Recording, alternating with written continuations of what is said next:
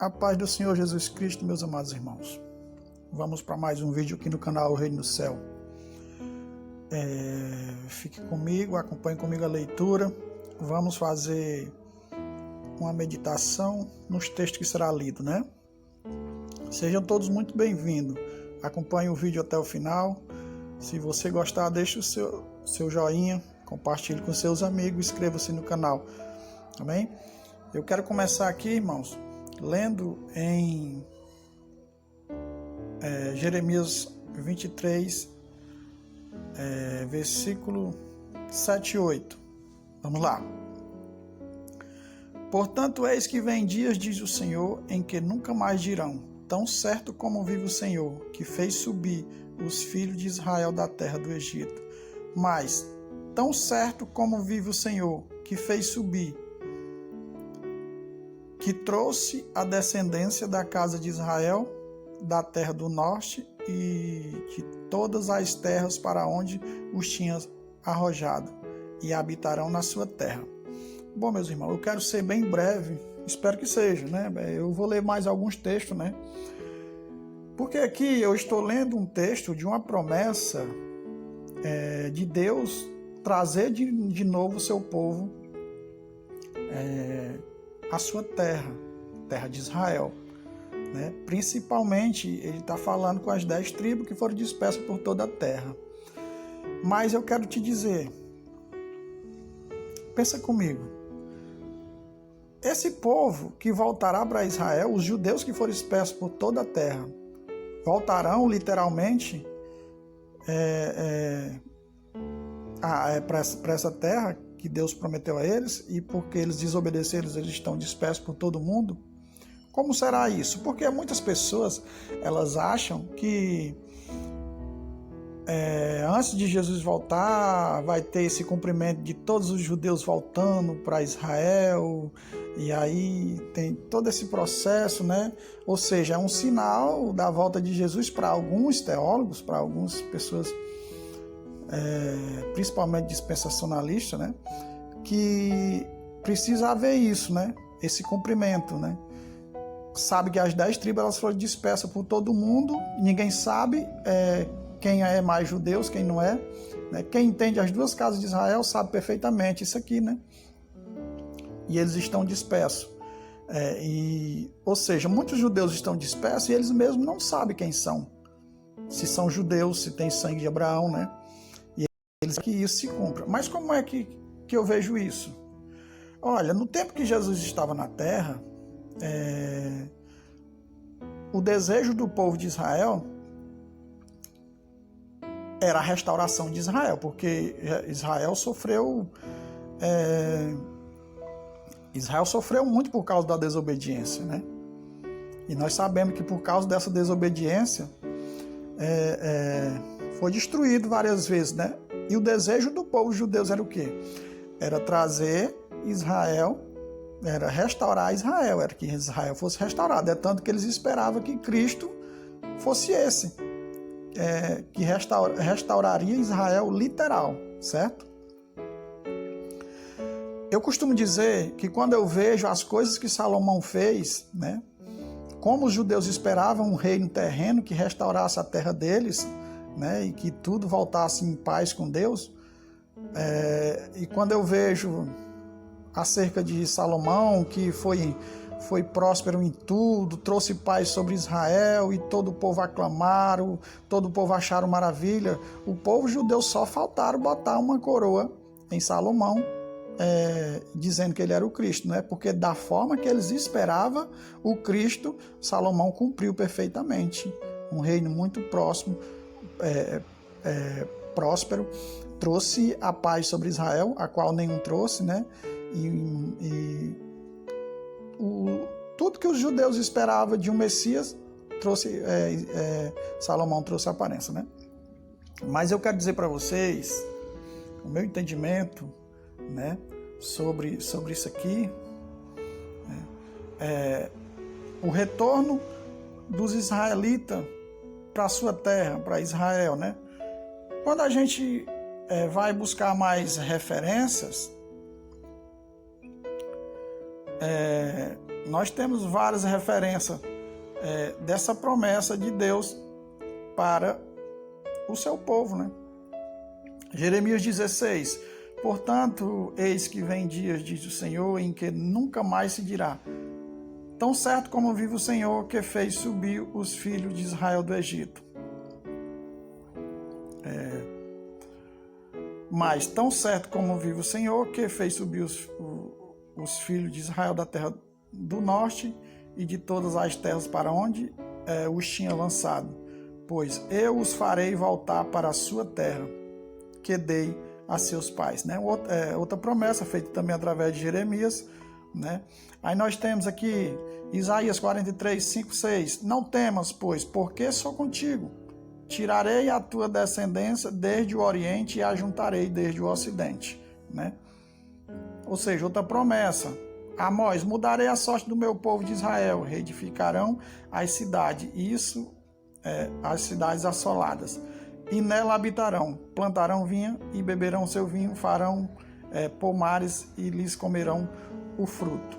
Ou seja, aqui eu encontrei 12 referências. Eu vou ler só essa, só para nós ver que tem a promessa da restauração de Israel. Mas eu quero dizer que o meu entendimento acerca disso, ela se dá também por conta de uma pergunta que talvez muitas pessoas tenham feito essa pergunta, né? Por que Cristo tem que reinar 1000 anos na Terra? Né? Você já fez essa pergunta? Você já estudou sobre o milênio? Né? Pois essa pergunta, e o que eu estou falando aqui, é a resposta da pergunta que se faz nesse sentido. Né?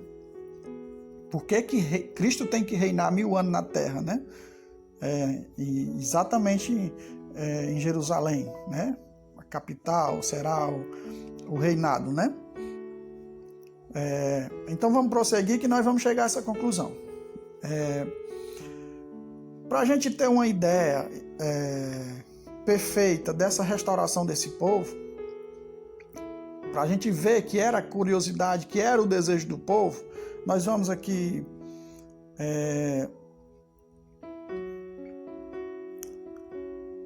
ver em Lucas capítulo 24, versículo 21, está lá onde os discípulos de Emaús. O discípulo de Jesus tinha morrido e eles iam voltando para as suas aldeias, meio desconsolados, né? Aí Jesus se acompanha com eles e eles não sabem que é Jesus. Vocês conhecem essa história, né? Eles começam a dizer como os principais sacerdotes e as nossas autoridades o entregaram para ser condenado à morte e o crucificaram. Aí ele diz assim no versículo 21, ora, nós esperávamos que fosse ele quem havia de redimir a Israel, mas depois de tudo isso, é já este o 3º dia desde que tais coisas sucederam. Tá vendo como era o desejo do povo judeu? Ele falou redimir Israel, edificar Israel, restaurar Israel. Esse era o desejo sempre desse povo, né? Sempre o desejo deles. Eles aqui, mesmo depois de ter andado com Jesus, de ser discípulo de Jesus, o desejo deles continuava dessa mesma forma, achando que Israel, literal, essa terra onde está a casa de Judá hoje, seria restaurada. Sempre foi o desejo deles, né? Quando nós vemos em Atos dos Apóstolos, capítulo 1, versículo 6, vai estar escrito, então os que estavam reunidos lhe perguntaram. Isso foi no dia que Jesus subiu, certo? No dia que Jesus subiu ao céu e assentou à destra do Pai. Aí foi a despedida dele com o seu discípulo. Então os que estavam reunidos perguntaram, Senhor, será este o tempo em que restaures o reino a Israel? Respondeu-lhes, não vos compete conhecer tempos ou época que o Pai reservou pela sua exclusiva autoridade, né? Vocês entenderam? Outra vez, eles perguntaram, nesse tempo, né, que os anjos falaram que do mesmo jeito que ele foi, ele voltará, né? E ele deu as últimas instruções e ele perguntou, nesse tempo que restaurou Israel? Então Jesus diz assim, não, esse não compete a vocês saber, porque a restauração do reino de Israel, como eu quero trazer um entendimento aqui com vocês, não é restaurar o Israel terreno, mas a restauração de Israel é o milênio, onde tem um rei que reina sobre todos e há justiça na terra, né? Não vai ter um Israel restaurado aqui na terra no meio desse mundo destruído, né? Não vai ter, mas somente no milênio, né? Somente no milênio. Essa restauração que eles perguntaram, que eles sempre tinham curiosidade, que eles achavam que era uma restauração aqui, com os reinos daqui, né? É exatamente essa. Que Jesus disse assim, não compete a vocês saber, porque a restauração de Israel tinha que correr o tempo todinho até a volta de Jesus, ou seja, as pessoas que vão crendo em Cristo hoje, elas estão formando o Israel novo restaurado, né? As pessoas, seja elas gentias ou judias, elas se convertem, elas creem em Cristo e elas estão formando a restauração de Israel, que o primeiro reinado dessa restauração, desse reino completo, se dará no milênio, né? Por isso o milênio. Cristo tem que reinar 1000 anos e terá nações, porque é o cumprimento das profecias. O Israel que foi espalhado por todo o mundo voltarão para as suas terras nesse período, né? Quando a gente olha Deuteronômio, vamos aqui em Deuteronômio capítulo 30, eu vejo algo interessante. Quero ler aqui com vocês. Quando, pois, todas essas coisas vierem sobre ti, a bênção e a maldição que pus diante de ti, se te recordares delas entre todas as nações para onde te lançar o Senhor teu Deus. Lembrando que no capítulo 28 de Deuteronômio, Deus estabeleceu a bênção e a maldição, certo? A bênção e a maldição. Eu não vou ler lá, que é para a gente não perder tempo, que já está ficando longo o vídeo, né? A bênção e a maldição. Se o povo escolher a bênção, serão abençoados. E a maldição serão amaldiçoados. A bênção e a maldição estarão diante do povo. Isso foi uma promessa de Deus, né? Tanto que o povo foram castigados várias vezes, cativo para a Babilônia, cativo para a Síria, e as 10 tribos até hoje foram dispersas por todo mundo, né? Por conta de desobediência. Quando eles desobedeciam, eles estavam com a maldição. Mas Deus diz aqui, né? Diz lá em Deuteronômio 28, que a sorte estava diante deles, era aquilo que eles escolhessem. Como é que a gente vê hoje? Quando a palavra do Evangelho ela é pregada, o ser humano ele tem a oportunidade de escolher crer ou continuar incrédulo. Ou seja, esse é o cumprimento da bênção e da maldição de Deuteronômio 28, né? Aqueles que estão em Cristo hoje foram os que escolheram a bênção. É como aquela bênção lá de Abraão. Serão benditas todas as famílias da terra, né? Que bênção é aquela? A bênção da primogenitura, né? A bênção de ser o primogênito. Ou seja, em Cristo nós somos esse primogênito, né? Então nós recebemos aquela bênção, todos aqueles que creem em Cristo, certo? Vamos continuar aqui, ó. Ele diz aqui, quando, pois, todas essas coisas vierem sobre ti, a bênção e a maldição, que pus diante de ti, né? Diante de todos, foram espalhados por toda a terra, e a bênção é posta diante de todos, não somente de judeus, mas também de todos os povos da terra, né? E te recordares delas entre todas as nações, para onde te lançar o Senhor teu Deus. E tornares ao Senhor teu Deus, tu e teus filhos, de todo o teu coração, de toda a tua alma, e deres ouvido à sua voz, segundo tudo o que hoje te ordeno. Vocês estão percebendo o que ele disse? E tornares ao Senhor teu Deus, tu e teus filhos, de todo o teu coração. Ou seja, arrependimento, quando nós tornamos para o Senhor, de todo o coração, é quando há um quebrantamento no coração. E de toda a tua alma. Essa é a lei do Senhor, que não é mais por mandamentos da antiga aliança, mas sim por obediência à palavra, ou então a palavra ela vai estar no nosso coração e na nossa alma. E deres ouvido a sua voz. Foi isso mesmo que ele disse lá em Êxodo 19, né? Se ouvires a minha voz e guardares as minhas palavras, serão para mim uma nação santa, né? Um povo escolhido entre todas as nações, né? Isso era o que Deus já queria fazer com o povo desde lá, mas o povo desobedeceram e tiveram que entrar debaixo do jugo da lei, da primeira aliança, não é isso? Aqui está falando com as mesmas palavras, né? Então, versículo 3: Então o Senhor teu Deus mudará a tua sorte e se compadecerá de ti, e te ajuntará de novo de todos os povos entre os quais te havia espalhado o Senhor teu Deus. Ou seja, ele está de novo, primeiro ele está falando aqui, né? Foi primeiro do que os textos que eu li de Jeremias, de Isaías, né? De todos os profetas. Ele já dizia que o povo seria espalhado e a bênção e a maldição estaria diante dele, né? Então, se eles escolhessem a bênção, né, eles seriam de novo ajuntados à sua terra, né? Aí o versículo 4 ele diz assim: ainda que os teus desterrados estejam para a extremidade dos céus, desde aí te ajuntará o Senhor teu Deus e te tomará de lá, né? Eu acho interessante, irmãos, aqui que ainda que eles estejam para a extremidade dos céus, né? Interessante. A maioria das traduções elas estão traduzidas dessa forma, porque não seria na extremidade da terra, né? E quando nós vemos Mateus 24, versículo 31, que fala quando Jesus voltará, ajuntará os seus escolhidos desde uma a outra extremidade dos céus, né?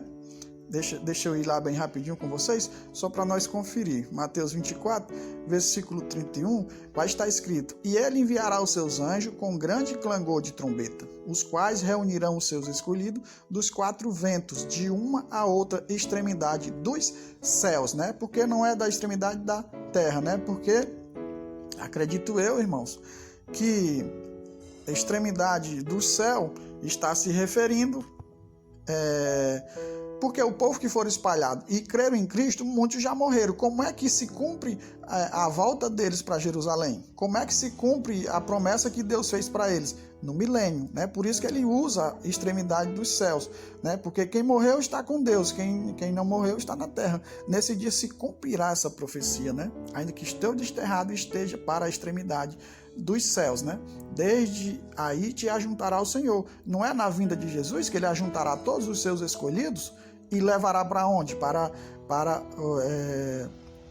o milênio? Para o novo Israel? Para Israel restaurado? Né? Eu quero que vocês pensem comigo, que vocês meditem, que eu acho muito interessante, né? Essa palavra. Então, para encerrar aqui, quero só continuar lendo o restante dos versículos, que também são interessantes, né?